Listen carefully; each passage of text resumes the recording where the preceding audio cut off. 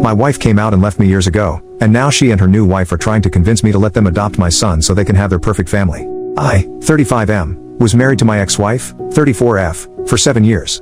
2 years ago my ex-wife came out as lesbian. This came as a complete shock to me. She and her partner were co-workers who had an affair since she joined the company a year before our divorce. We have a son together, 8M. This whole thing came as a complete shock to me. I was heartbroken and devastated. I felt betrayed as I had spent 7 years of my life with this woman and it all felt like a lie now. When I confronted her she told me that she had to live her truth and that she tried to suppress her identity because she didn't come to terms with it till she met her partner. When I asked whether she loved me, she told me that while she loves me it's different than how she loved her new partner. This broke my heart even more as you can imagine. The divorce was quick as she did not want anything from me and we agreed to a 50-50 split of custody, but I decided to go no contact with her and handled the custody transfer process through my sister, 27F, whom I moved in with after the divorce. I sold the house and we mutually agreed that the excess money from the sale will be in a college fund for our son in the future. I could not bear to stay in that house anymore as it kept reminding me of her and what she did to me. For context, she introduced her partner as her work friend and I believed her. I had no reason to suspect anything and they had several girls' nights but I figured that they were probably using these as cover-ups for the affair. For 6 months I was in a depressive state because I didn't know where I went wrong. But this is one of those scenarios that anything I would have done wouldn't have been able to make it better. This made me even more depressed and the fact that all the vows and little things that she said at our wedding were all just lies trying to keep up a ruse made it even worse.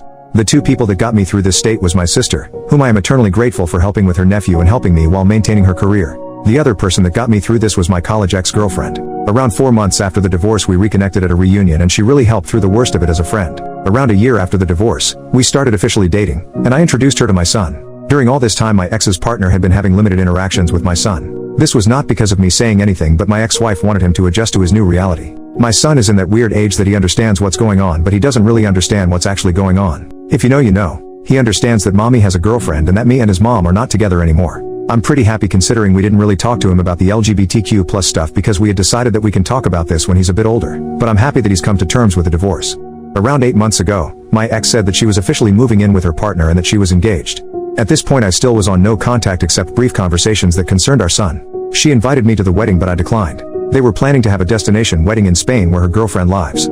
She wanted to take our son to the wedding and he would have to miss school for a week since she wanted him to meet her girlfriend's family as well. I told her that missing school for a week does not make sense and that she should plan her wedding when he has vacation since she doesn't have a fixed date yet. She argued that most likely they won't have a date that will align with his vacations and that they are getting married as soon as possible. I relented and agreed since I didn't want to interact with her anymore and it was well within her rights to have her son at her wedding. The problem started when my son came back after the wedding. He was supposed to stay with me since we have a flexible week-in week-out custody arrangement. She wanted to take my son on her honeymoon so that he has a chance to bond with his new stepmother. I told her that she had already had 2 weeks with him since she had custody for a week before the wedding and that I wanted to spend some father-son time with him. I told her that it's well within my rights and that she should go spend some time with her new wife.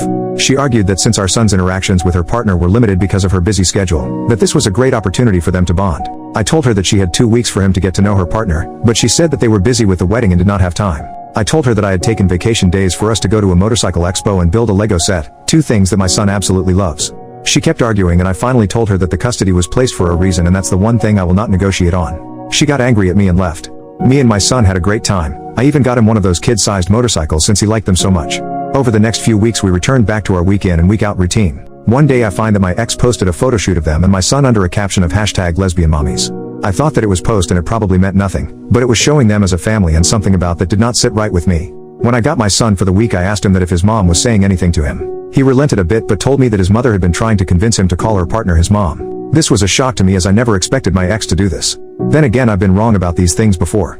I asked him if that's something he wanted and he told me that he is much more comfortable calling her by her first name and that he feels weird with calling 2 people mom. I told him it's okay and that he shouldn't feel pressured to do anything. I called my ex and asked her to meet up because this was serious and I wanted to discuss this. I confronted her about this and she told me that since her and her partner were married, it's only natural for our son to have 2 moms now. I told her that it's not okay for her to try and convince him into calling her partner his mom because she is not his mother. She doesn't have an active parenting role in his life and that any major parenting decisions require the 2 of us. She tried making an argument that since me and my girlfriend were becoming serious now and that eventually I might want him to start calling her mom. I told her even if we become serious I won't try and convince our son to start calling her mom, because he already has 2 parents and he doesn't need more. Then she dropped the bombshell on me. She told me that she and her partner were hoping that eventually down the line they can file for adoption. I'll still be able to visit and see my son but she wanted her and her wife to have legal guardianship because they wanted to build a new family with them. I told her absolutely not and that our partners have no say in our kids' lives. She accused me of being homophobic for denying her the right to a complete family and I told her while her life is her choice our son's life has to be a thing that we decide ourselves. I ended the conversation there and told my son to tell me if her mother tries to force him to do anything that he doesn't want to do. 3 weeks later I found out that my ex had enrolled him in Spanish lessons that he told me that he hated doing. For context, my ex is Latin and her partner is Spanish, so they are more comfortable talking to each other in Spanish. We made the decision to raise our son in English because it made sense at the time, as she speaks English better than Spanish and I don't speak any Spanish. When I discussed this, she told me that she would like her son to connect more to his heritage. I said that I don't have any problem with that, but we have tried this several times before when we were married and he had shown zero interest in it. She told me that this time might be different since he will have 2 Spanish speakers at home. I told her that I am in all favor of bilingualism because 2 languages are always an advantage, especially for kids, but if he doesn't want to do it, there is no reason to force him to do it. Maybe try another language? She then accuses me of denying our son his roots, and goes on a tirade of accusing me of denying our son his identity and coming back to me denying her right to a family. My girlfriend usually stays out of these matters, but she advised me to contact my lawyer and see what they can actually do. My lawyer told me that even if they send an adoption notice, I can contest it and it would take something exceptional like abandonment etc. for my contest to get rejected. My ex keeps posting our son as a part of her new family and it's honestly started to trigger me. 2 weeks ago I interacted for the first time with my ex's new wife after the divorce. She contacted me and asked to meet up. She told me that my ex had finally started to recover from the social trauma of coming out and building a new life with her and that I am now getting in the way of the happiness. She accused me of being emotionless and uncaring through our divorce and how I guilt-tripped her into agreeing to my demands of 50-50 custody, and how I should just agree to the eventual adoption in a few years because she has always wanted a son and that I will still remain my son's dad and I can still visit him. I told her that I don't care what her emotional state was during the divorce and that my demands were fair even to the most irrational person. I told her that if they want to create this image of a perfect family, then they should have another kid that has no connection to me. I feel like all this has started to affect my son more than anything. He is a lot less happier than he was just a few months ago as we had started to adjust to this new reality. For context, since I know this is going to come up eventually, the emotional trauma of my ex coming out, it is basically the fact that her family effectively disowned her after coming out. Her parents don't talk to her anymore, while my son has plenty of interactions with his maternal grandparents when he's with me. Those two combined make significantly more money than I do alone. However, my ex-wife makes less money than me, but her partner is in a senior position, so she has more stability. This is also an argument my ex-wife used when we discussed adoption, since they can then send our son to a private school and generally give him a better life. I don't know if this is a factor, but the recent elections may have caused this because they are worried that they might not be able to adopt soon. But they don't want to adopt my son now but in a few years, so I doubt this to be true. First update, next day. It's been crazy seeing everyone's reactions to the situation and I wanted to share a quick update with you all.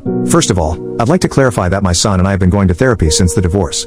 He was doing quite well until the whole mom saga happened. My in-laws disowned her after she came out. They were not even aware about the affair when she came out to them. They still spend time with my grandson under the condition that they don't badmouth my ex and don't preach their views to him. They agreed and said that they valued a relationship with their grandson over any political view they might hold. I have been a part of every interaction that they have had with him because I was worried they might say something. Thankfully, this has not been the case. Her extended family has said to me that they have all cut her off as well, some for the affair and some for her being gay. Our mutual friends also cut her off because of the affair. All our mutual friends were my work buddies and their spouses and partners. I did not ask them to do anything, they came to the decision on their own. I was actually glad when she told me that she had made a friend on her own, as she used to complain about not liking her colleagues. We all know how that turned out. I'm pretty sure they're not planning to skip the country. I have all my son's documents and we decided it during the divorce because she was still figuring out where to go, and since I was moving in with my sister, the chances of them getting misplaced were low. I have also had no demands for any documents and she returned the passport to me when we came back. The whole adoption thing probably stems from the fact that my son has a very close relationship with his mother. The only times he has really complained to me is when she asked him to call her partner mom and that she was making him do Spanish classes that he did not want. We did everything for him equally during our marriage, but I had to travel out of state to my parents frequently during COVID because they were sick with pre-existing conditions and couldn't take care of themselves. My sister was on an assignment abroad at that time. My sister also agreed with this. Please let me know your thoughts. I listened to people and contacted my lawyer, who is also my friend, this morning. He told me the same thing as last time and that it would take something really unusual for the adoption process to go through like child abandonment. He also said that there are a bunch of idiots that have no idea how the law worked. He also told me that if the whole "we want to adopt him" is a real thing and if she is talking crap about me to my son and I could prove it, I could get custody. This has not been the case, as I've not heard my son say that his mom says bad things about me. This brought me a sigh of relief. I plan to contact my ex today with the following conditions. 1. We both install parenting apps and document all interactions. 2. No more mention to me or my son regarding adoption or calling her partner mom. 3. No more posting images of my son as a part of their perfect queer family because frankly, I don't want my son's photos on the internet when he is so young and he can decide what he wants when he is older. I plan to talk to my ex in a couple of hours. Please let me know what you think about this. Second update, next day. Hi all, so I talked to my ex today. She was busy yesterday and I wanted some more time to gather my thoughts. When we met, I put forth my demands. She told me that the parenting app idea seems fine and that she has no problem with it.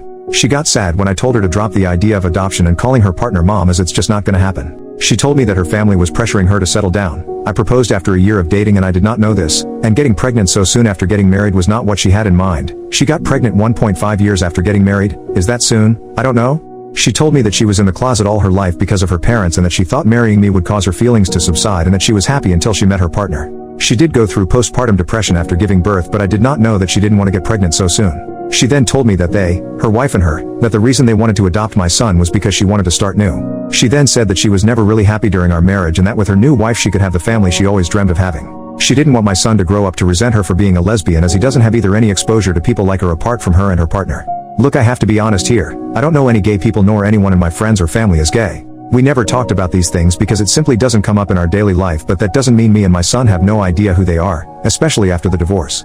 I told her that this is not going to happen and that he has had a lot of exposure to people from her community. I told her that seems like a bull crap reason for separating my son and me and that she is making up some random reason to make her seem like it is. After some arguing, she told me the real reason why she and her partner want to adopt my son. By the way, Reddit is crazy for their prediction abilities. Like, honestly, wow. Apparently they wanted to adopt my son because her wife and her are considering moving to Spain in a few years.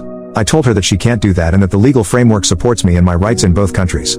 She told me she knew this and that's why they wanted to get me to sign adoption. I told her that she was crazy, that she in no way is able to do this, as she still need my permission to take him out of the country as when she did when they got married in Spain. I also read a comment yesterday on the update and researched a bit on the laws regarding this, so I know this is not happening. She told me again that they have done their research, that this was to see if I would agree. In case I agreed they would consider moving, and in case I don't they won't, because she doesn't want to be separated from my son. I again emphasized that this is not going to happen and that if she tries anything or says anything to my son, I will sue for full custody.